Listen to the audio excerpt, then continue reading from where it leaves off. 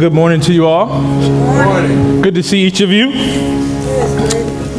I guess it's not too late to say Happy New Year one more time. Can we do it for one more week? I hope so, because this sermon is prepared that we're still saying Happy New Year.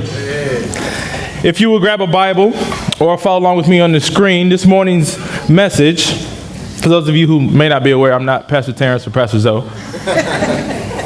My name is Ben Shelton, but it's not really about me. It's good to be with you this morning. We're going to be in Revelation chapter 22, verses 1 through 5 is the main text for this morning. And as we were just singing that song, thank you, sing team, for leading us. Did anyone here struggle with all of the truths of that song that are so good being true in your life? Yeah. Not so much today, but maybe tomorrow, or yesterday, or Friday. If you're anything like me, you're one of those type of Christians that leak.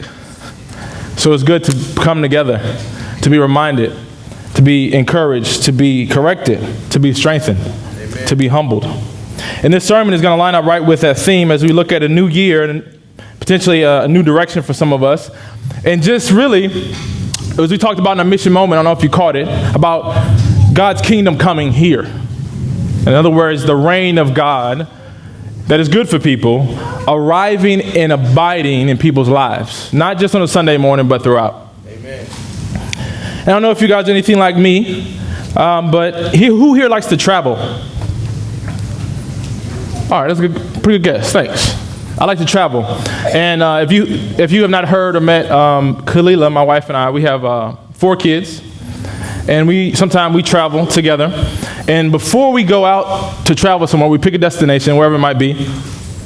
Usually with the kids, it's shorter than longer distance. If you're a parent, you get that. But my kids always ask me, Daddy, where are we going? You ever ask your parents that? Yeah. Before you set out to a trip, you ever wonder, like, okay, where's the destination? How long is it going to take? Amen. That's the question I ask.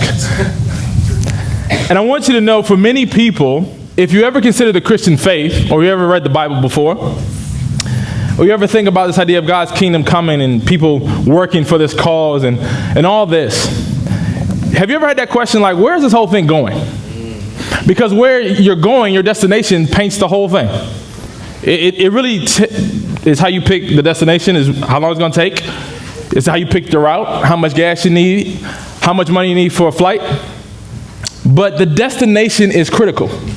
Because if you don't get the destination right, a lot of things can go wrong. You be kind of lost. I'm not going to ask the men, but how many men have gotten lost? If you can find, yeah, I see y'all. I appreciate you. I know this says Cleveland Indians, but I don't stand alone on that. This morning we're going to be considering from Revelation chapter 22, where is this whole thing going? And by that I mean the plan of God, the mission of God, His kingdom coming. Consider with me for the next few minutes, if you would, the idea of looking backward to move forward. Looking backward, I know that's like, what? That makes no sense. Hopefully, if I do my job this morning, it's going to make sense. Looking backward to move forward. Let's start by reading Revelation chapter 22. I'm going to read the first 5 verses and we're going to jump in. It says, "Then he showed me the river of the water of life, clear as crystal, flowing from the throne of God and of the Lamb, down the middle of the city's main street. The tree of life was on each side of the river, bearing 12 kinds of fruit, producing its fruit every month. The leaves of the tree are the healing of the nations, and there will no longer be any curse. The throne of God there will no longer be any curse. The throne of God and of the Lamb will be in the city, and his servants will worship him, and they will see his face, and his name will be on their foreheads. Night will be no more, and people will need the light of the lamp or the light of the sun no more, because the Lord God will give them light, and they will reign forever and ever." Looking backward to move forward. Anyone here have any New Year's resolutions? or changes, we'll say, that you like to see? As we consider the next year, 2020, or this year and to come, it is possible that you want to be in a better place than you were now or last year. I want you to know that the Bible has much hope for people who are in that. And it's really a way to help see small pictures, our lives, in light of this real big picture. In other words, the Bible is an argument, or it's a revelation, a truth, a showing of the biggest picture. It encompasses all neighborhoods, all states, all countries, all times. And this big picture is inviting people as they read along, wherever you are in the book, to say, okay, do you want to step into this picture or not? But here's where it's going. Here is the way forward if you step into this moving scene. It's like, anybody binge watch Netflix? You're not going to admit that in church. Oh, I see y'all. All right, I see you. But it's almost as if the Bible is like, it's all the episodes of any particular show. And then, depending on where you step in and start engaging with it, it's like, let's say, season 6, episode 5. The Bible's saying, okay, you're here, but you're part of a moving story. And if you would take all of your life and step into this story, you're going to be taken to its conclusion. Now, why is that important? Because if you're thinking about change, you're thinking about advancement, in this huge idea of where is all this going, I want you to know we just read the spoiler alert. Like, this is where this whole thing goes. The last 2 chapters of the Bible, Revelation, no S. It's the revelation of Jesus. And it's really saying to people, perhaps like you and me, are saying, listen, if you want to know how to move forward in life, if you want to go someone better, somewhere different, consider this. Now, you can binge listen to the Bible or binge read it, but it's all going to end up on Revelation chapter 22. It's the last episode. And I want you to know that the topic that's being addressed in the original writer is saying to his writers, some stuff you're probably looking forward to. You're probably wondering, like, what's next? What's going to happen? Where's this thing going? What's my part? And John, this is one of Jesus' best friends, he's saying, I have something to say to y'all. You want to know how to move forward, but you have to start by looking backward. And once you look backward and get this clear enough, you'll know how to move forward. Looking backward to move forward. See where I got it from? I want us to know there's 4 things here in this passage that God, through the Apostle John, Jesus, one of Jesus' best friends, is saying to anyone who's wondering, where is this whole thing going? Do I want to step into this? And what is next? 4 things. Number 1, he's saying you have to get your vision right by looking outward. Number 1, looking outward. Number 2, you're going to have to learn how to look backward. And then number 3, once you learn how to look backward, looking outward, looking forward, you have to look forward, then look backward, and then move forward. Let me say it one more time. You're going to have to learn how to look outward. You're going to have to learn how to look forward. Then you're going to look backward, and then you're going to move forward. Y'all with me? Yeah. Let's start by looking outward. Who's writing this? Verse 1. Then he showed me the river of the water of life. Who is he in verse 1? I already told you. That's John. Well, what's John's world like? Like when John wakes up in the morning, he steps out. What type of world is he stepping into? You could say the Apostle John steps out into an old world that's filled with thirsty people. He steps out of his first century tent. He steps out into an old type of world, kind of dusty, kind of tough. And it's filled with a whole bunch of thirsty people. Where do I get that from? He's saying that there will one day be a day where the river, that's a water source, will come and make this right. So why do people need that? Because people are thirsty. People have been thirsty for a long time. Do y'all know any thirsty people? Nah, I'm glad y'all laughed, because thirsty means different things to different people. Y'all listening? Are some of y'all thirsty people? It's like, well, preacher, it depends what you mean by thirsty. Am I talking about just getting this water? See, John's world is a world much like ours, but you'll find that they're dissatisfied with stuff. Well, how do I know that? Because he says, hey, when everything's made new again, when things are made right, he uses the language of there's going to be a river taking care of all this. Why do you need a river? What's in a river? Water. Why you need water? Because people have been thirsty. See, John's world is much like ours. It's filled with thirsty people. And that thirst has caused the world to be broken, to be dusty, to be pain administering. Well, how do I know that? Because if you read the bookends of the Bible, here's what you'll find. That there's a story of a theme of rivers that go through the whole Bible. People get this vision of God and they get the vision of the world, and there's a river there. What does that tell me? It should tell us that humanity has been struggling with thirst for a long time. Humanity has been dissatisfied with stuff for a little while, and that dissatisfaction has led them to something. You know there's another river described in the Bible? In the very beginning? It's the same river that I just read about. It's called the river of life. And it says in Genesis chapter 2 that God had put this river to give it to Adam and Eve to help humanity flourish. And it says that this river flowed next to the tree of life. Adam and Eve were supposed to find their satisfaction in saying, listen, we're satisfied that God sees us, He's made us, He loves us, He cares for us, He's given us corrections and boundaries. And as long as you stay close to the river and you didn't eat from that one little piece of fruit that God said don't, you can enjoy all the river you want. God never intended humanity to live thirsty. But then I want you to know that Revelation 22 says that water, that river, will show up again. Well, what's in between Genesis and Revelation? We'll just say Strong Tower today. Montgomery, Alabama today. I won't be biased as a Yankee. Cleveland, Ohio today.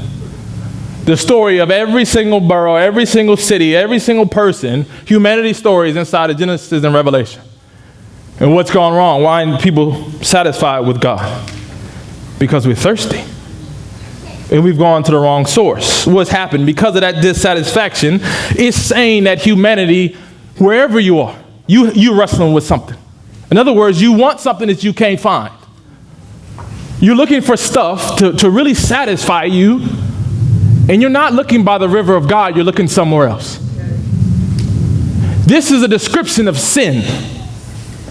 Number one, I know that some people, I don't know what you think about the Bible, about Christianity, but I want you to know that if you look at Genesis and Revelation as the bookends of the story of God of the Bible, are you picking up that God, in His intent from beginning to end, is for you to be satisfied?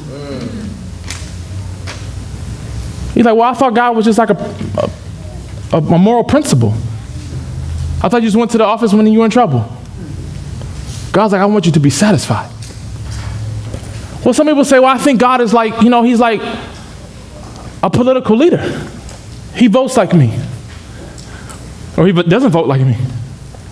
He wants you to be satisfied. I thought God was just some mean old person up in the sky.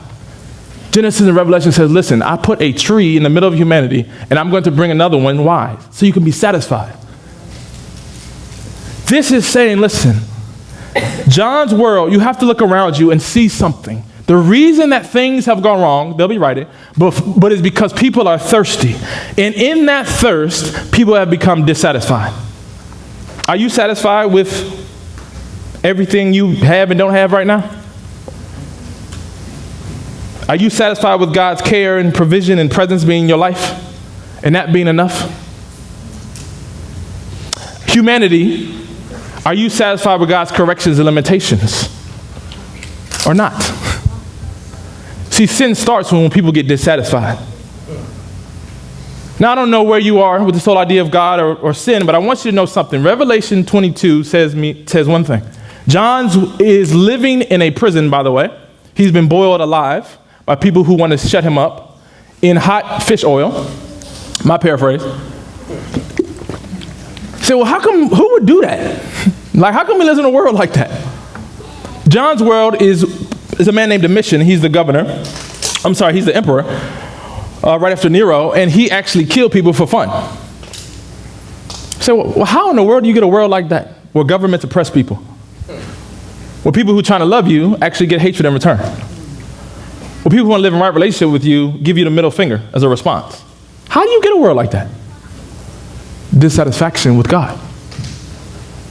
And John's world is much like ours. Anyone here have some broken relationships they're struggling with? Anyone here have this sin issue they just can't seem to knock? It's like, man, I came into 2019 with this, and I'm still wrestling with it. You think about Pastor Terrence's message last week about loving your neighbor and engaging people on public love, no matter what they might look like or how much money they might have, how difficult their lives may or may not be, and you're like, man, that don't satisfy me. John's world is just like our world, filled with thirsty people who are dissatisfied with God. And you know what John is trying to get them to see? Is to look outward. This is the real world. But as you look outward, he says there's something that you can look forward to. When's the last time you looked forward to something and it just kind of lifted you? Parents, was it like 8 o'clock bedtime? Come on.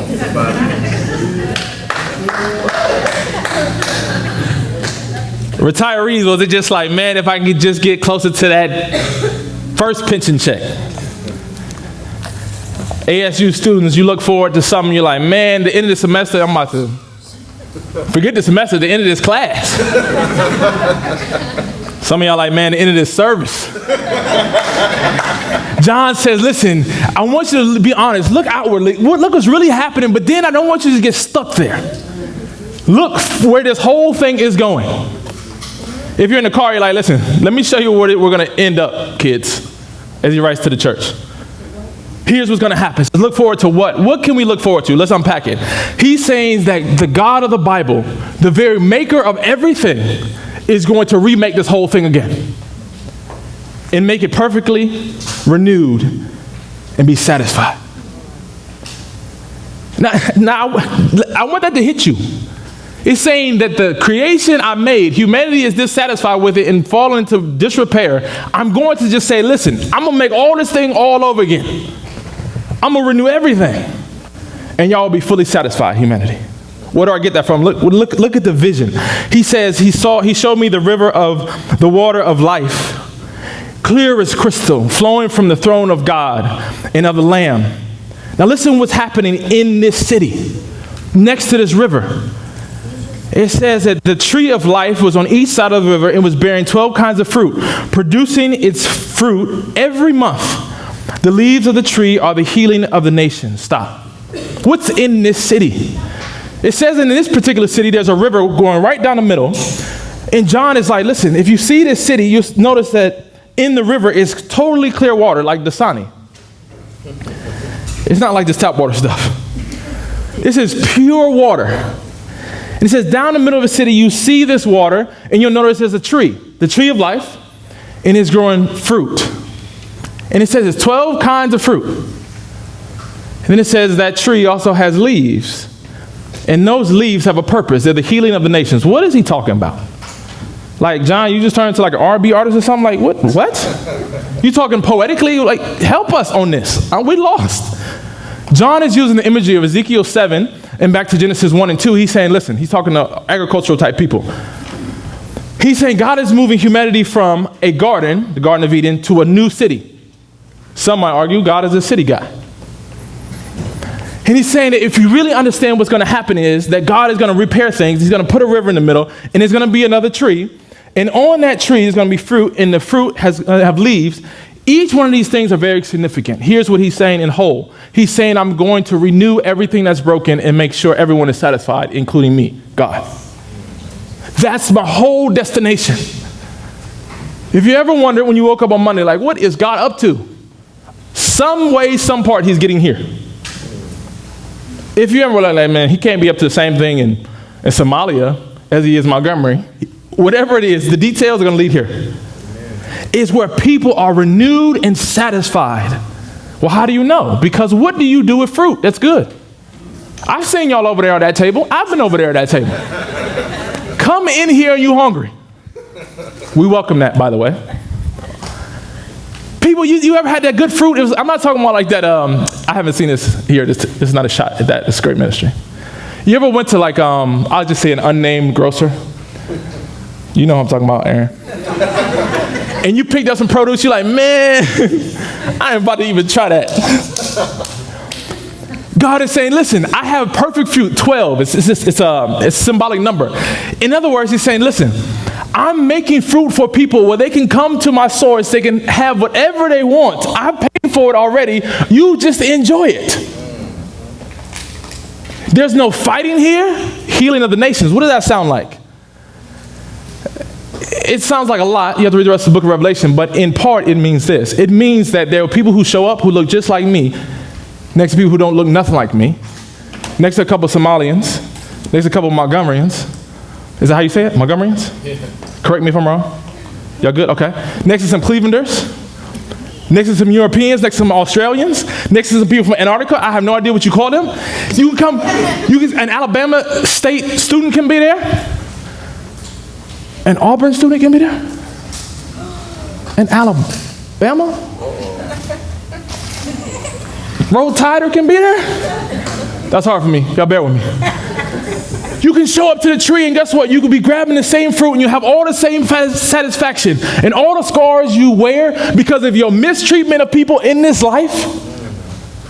And the stuff that's happened in Iran versus US, them versus them, all those scars y'all showed up with where you put bullet holes in each other and you're fighting and your disagreements and you're hurting and your lack of love and your nothing but hatred, you will show up with the scars in your heart, in your hands and in your heart. And you have people grabbing from the same fruit and there will be no fighting. All healed. Amen. Why? Because our dissatisfaction in God that led you to sin, to breaking of your neighbor's body, to mistreatment of that neighborhood and that neighborhood and that country and that country. All that dissatisfaction has been done away with. You all get some fruit. And you're like, well, how long does that last? That can't last, right? That's just like, a decade of the 60s, the 70s. It says there will be every single month. One of the biggest fears people have is your resources going to run out. How do I know? Let that check not show up on the 15th. Let that check not show up on the 1st. Some of us are sweating bullets. I know. I've been there. Why? Because you're afraid that your resources are going to run out. But God says, listen, when I close up shop, you ain't never have to worry about the check not being there. The fruit is here. I paid for it. And it will never run out. He says, look forward to this, where people are perfectly satisfied. Sin is no longer. Christians are no longer repenting of sin. Oh, what a day that will be. Amen. Confession will have closed up shop and gone home because we ain't got nothing left to confess. My non-Christian neighbor, friend, person here, I want you to know you probably have some regrets and some of you are aching for if you even showed up at a church. I want you to know that God sees you and says, listen, if you get involved with my story, if you start at the end, you'll find out I got you covered. I've been thinking about this. The stuff you hate about this world, I am going to fix it. Look forward to this. And then it says in verse 4, and this is the greatest thing. There's going to be a city where people can look face to face with God and no one blinks. Verse 4 says, these people, we'll talk about them in a second, they will see his face, his name will be on their foreheads. What's happening here? One of the biggest issues in the Bible is that people want to see God face to face. Like my daughter, one of my daughters, she's the littlest one. She loves it when I pick her up, and then I just look at her. She grabs my face, and she gives Daddy a kiss. I look at her, she looks at me. There's none bad blood, at least not for that moment, between us. He's saying that this is how people will be with God, and they don't have to turn away. The problem in the Bible is that so many people, if you notice, that they showed up and tried to get close to God and really see him and get close to him, and everything was just totally unadulterated, openly disclosed, humanity would get zzz. Why? Because God is perfect and humanity is imperfect. And like oil and water, that don't mix. If God is going to be good, he has to get imperfection away from him or he'll stop being good. He says the chief feature of this city, the final thing is this. All of these people will show up and look God dead in the face and not be incinerated. And not only will they not be incinerated, which is amazing, it says that they'll have a tattoo on their head. Paraphrase. What's tattooed on their foreheads? You see that, verse 4? His name will be tatted on their face. Now, I know some people have taken this way too literally and gone too far with their whole face tattoos, personal opinion. Some tattoos ain't got to go on your face, sir. But anyway, I digress. God is saying, listen, I tatted something on their face. And what does that even mean? He says, listen, I have branded my people as mine. I've taken ownership for them. These are my people. I look them dead in the face and I don't blush. Like, man, you know some people who you befriended, like Jacob? Like David? Like Ben Shelton from Cleveland? You sure you about this whole tattoo thing? Tattoos are permanent. Supposed to be. God's like, yeah, I tatted them on their face. What's the whole point? Because listen, I'm not ashamed of them. Yeah. They may have tons of time where they're ashamed of themselves. But I'm not ashamed of them.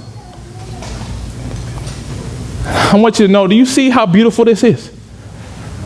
I don't know what you're looking forward to in 2020 or beyond. But I do want you to know that John is saying to people in general, listen, there will come a day when this will happen. Bet your bottom dollar on it. And he wants them to look forward to this day. In other words, he's saying, like, I don't know how much money you're going to have in your bank account. I'm not making no promises. I don't know who you're going to be with romantically or not. I'm not making no promises. I'm not sure if you're going to graduate or not. I'm not making no promises. I'm not sure if you're going to get the pension check or go to Cancun or wherever you else want to go. I don't know. But if you look past all through that, for those who are into God's story, here's what you'll find. Something way bigger and better than that to be satisfied in. Amen. He says, look forward to this. Christian, can I talk to you for like 20 seconds? There's a tendency to read this and to be unimpressed with this. I get that. I feel that in my own self. You're like, man, God, that looks great. This is beautiful. Like, this is the stuff that fairy tales are made out of, but it's real. But I have a question about work decision. I have a question about, for me in the military, it's like, where am I going in 6 months, or am I going anywhere? Am I going to be alive in 7 months? I don't know. I don't know what you have that's most immediate that you may be concerned about that makes you be unimpressed with this.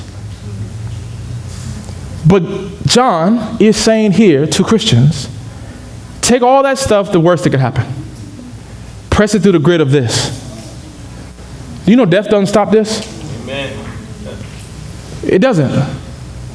You know, there's nothing that anyone can do to you that loves you, no matter how much it hurts emotionally, that can stop this. There's no class students that you could fail that stop this. Or pass and get you closer to this. Y'all can pass. Pray you do. There's no human achievement that can ever undo this. Now that doesn't mean all that stuff don't matter. It just simply means like this is the most important thing.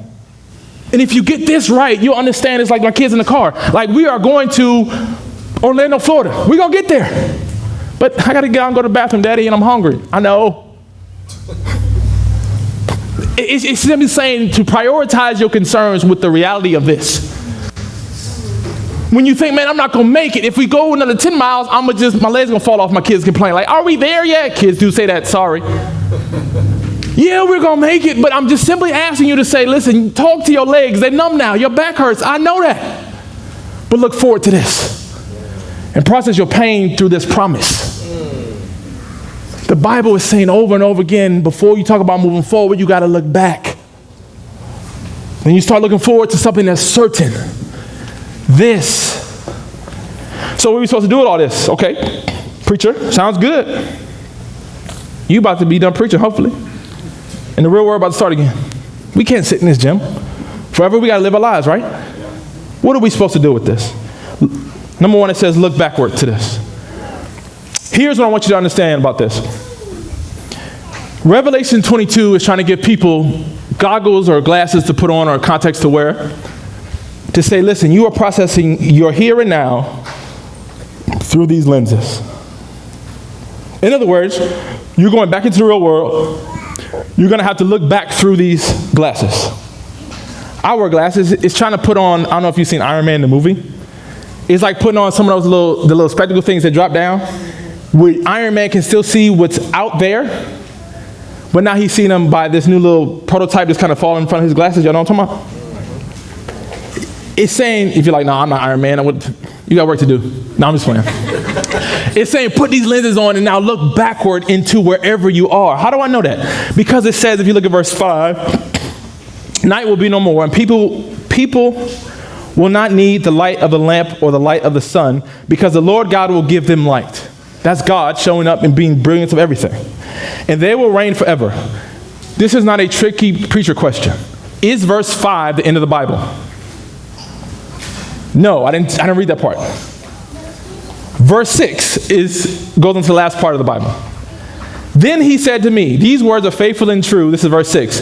The Lord, the God of the spirits of the prophets, has sent his angel to show his servants what will soon take place. You still predicting, John. This hasn't happened yet. We got to go back into the real world. He's saying, okay, but look backwards. Look, I am coming soon. Blessed is the one who keeps the words of the prophecy of this book. He's saying, listen, as you progress in life, you need to learn how to look backwards through these glasses. What do you want us to look backward into? Number one, are you sure this is going to happen? In his readers' hearts and in our hearts today, how sure are you this day is coming? Is this a fairy tale or is this history?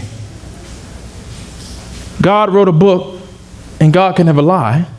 So if the one who can never lie wrote a book, I'm assuming that means this is 100% true. Amen. He's saying, look backwards to your life, that the promises of God in their finality, I can bank on them. There's a man who is sitting in jail after being cooked. They thought he was a piece of fish, threw him in a fish grease. He didn't die, but he's going to die. And what is he holding on to? He's going back into the real world. John is like, listen, I'm looking backwards through this future promise for sure. And as they're about to kill me, I'm sure this day will still come. Look backward after you look forward. The Christian life is really supposed to live in reverse. You're supposed to start with the end in mind. You start Mondays with the end in mind, Tuesdays with the end in mind, Wednesdays with the end in mind, so on and so forth until you run out of days that Jesus shows up. That's how it works. Look backwards to a sure future. You say, well, who's here? Who could be in this story? Here are the prerequisites. People who would say honestly, like, listen, I'm dissatisfied with God and He's led me to sin. And I contributed to the brokenness of this world. But I'm clinging to this one who has come. I'm clinging to, in my heart, there's one who is going to come. Matter of fact, He's already come the first time to restore what has been made wrong. And I'm willing to lay down all my dissatisfaction with God and bring Him my dissatisfaction and saying, God, I have been totally dissatisfied with you. I have seen you as not enough. Forgive me. According to John chapter 4, it says that everyone who comes to Jesus, His Son, in their hearts, they'll get the living water. Does that sound familiar? The living water is the same water that's flowing from the river of life. Now is your promised destination if you've come to Jesus and Jesus alone. Who can be there? Those who are clinging solely to Jesus. Say, wait, hold on. Where does this flow from? You have to look backward to Calvary. He says that this whole water, this whole source of blessing is flowing from a throne. You see that? Verse 3, it says, in God of the Lamb, that this whole water thing, people being satisfied and renewed, you get into the stream by its source that, if you go back far enough, is flowing from a throne of God and the Lamb. My children, who's the Lamb? Jesus. I'm like, what a lamb got to do with some water? You lost me. You have to look backward to Calvary as a thing that got you in the city. See, Jesus on the cross is saying to all the dissatisfied people, I anticipated you being dissatisfied and God having something better for you than this. So I'll take the destruction now, Father. I'll die and I'll rise. I will take on all of their failures and I will conquer them. And then I'll be seated on the throne. So for me will flow all blessing to them. That's grace. Look back to the cross and what was won there for motivation to progress. Amen. Christian, if you are tired of sin holding you down, you're apathetic to it, you're just like, man, I can't deal with this no more. I'm just give in.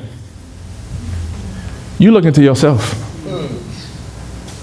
Stop looking at yourself for a second. I want you to look backward, not upon your past record, but on Jesus'.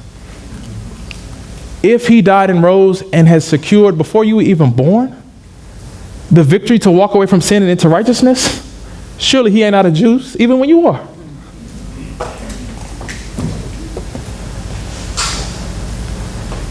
Look back to the cross. For every one of your sins, look 15 times. When your heart is tired, look back to the cross. When you're like, man, I cannot do this anymore. When your apathy won't even let you get out of bed, look back to the cross and the resurrection and the throne, because that's where all the blessings flow from, not you. You look backward to all your days being seen in light of this grand day. I remember when I graduated from college the first time, and I was like, man, this is a great day. I remember all those classes I sat through that I didn't really care for. All that money paid that I'm still paying on. And all the stuff I went through that was worth that day. I got a picture of it, I carry around, put it on my desk. I graduated. And I wish for a second I could have told my freshman self from my senior self. They said, listen, man, you're going to go through some crazy stuff. You're going to want to walk away from this thing a couple times. And I would have just told myself then, like, listen, see all those little days, all those classes, in light of this day. Revelation 22 is supposed to be that for the people of God. Your entire life, see that great grand day, way bigger than a graduation, is when all things are made new. When perhaps you even see someone from your neighborhood who you never expected to be there, they're next to you. We're getting ready for MLK Day. Maybe there might be some slave holders who hold some slave hands. Maybe there's some people from this neighborhood holding that same tree from the other neighborhood.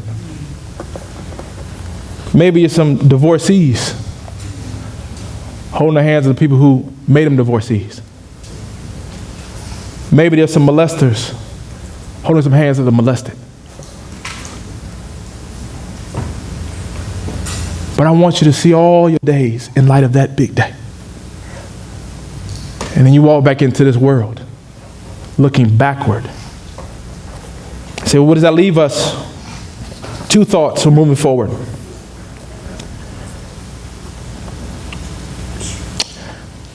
I want you to see this as some propelling fuel to move forward. If this day is true, if this day is going to really happen, it's supposed to push people forward into faithfulness to Jesus and commitment to loving this world, as hurting as it is. Faithfulness to Jesus. Whatever he says, I'm with him. I'm following him. And then loving this world because of him. If this day is going to happen, we can keep loving our neighbors. We can keep repenting of sin, Christians. We can keep walking forward into much difficulty. Even if they say, well, we're an American and they're taking away you can't even worship how you want to anymore. Even if that happens, they don't take away this day. Walk forward. And you got to learn how to turn. Some of us are complacent going into 2020, spiritually speaking. We're complacent. We have no goals. We're not going anywhere with Jesus. It's like another day to survive. The Bible says, don't survive. You are made to thrive. You have to learn how to turn from that. I'm going to close with this slide. And when I say turn, I simply mean to turn like a motorcycle driver. What? Anyone here ride motorcycles? Sorry to embarrass my kids. I told them I'll be quick. Hopefully you can verify this. When I learned how to ride a motorcycle, that's my little starter. When I learned how to ride a motorcycle, they had to teach me how to turn. And they said something that was so strange, but it's the same thing you're supposed to do with Revelation 22 if you're a Christian. They told me, if you're going to turn on a motorcycle, here's the first step to moving forward. Once you're propelled, you have to look. I was like, no, you didn't say that right.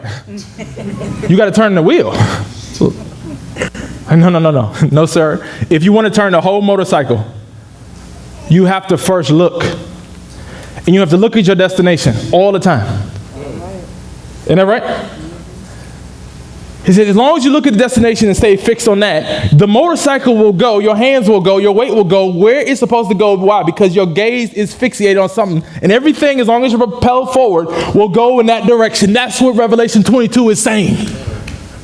He's saying, listen, if you're complacent, if you're wayward, you're struggling, look to where this is going. Become totally asphyxiated to the cross resurrection, the Lamb on the throne who has conquered and restored all things finally and forever. And make this the trump of your life. And it says as long as you're looking there consistently with the Spirit's help, your whole life will start turning that direction. Yeah. Who's going to follow? Your kids. They'll be there as long as you're leading them. Yeah. Your marriage, it'll be leading that way. Why? Because you're looking here. Where you work, your people around you, like this person got some taste of Jesus and a better world coming. It'll just all in as long as you're looking. Revelation 22 is saying, look like your life, you're the motorcycle rider. Look, and as long as you look, you'll turn that way. Imagine the difference we would taste in our own lives if we just keep looking. Amen. Let's pray. Father, beyond a sermon, beyond an hour and a half on Sunday, what is true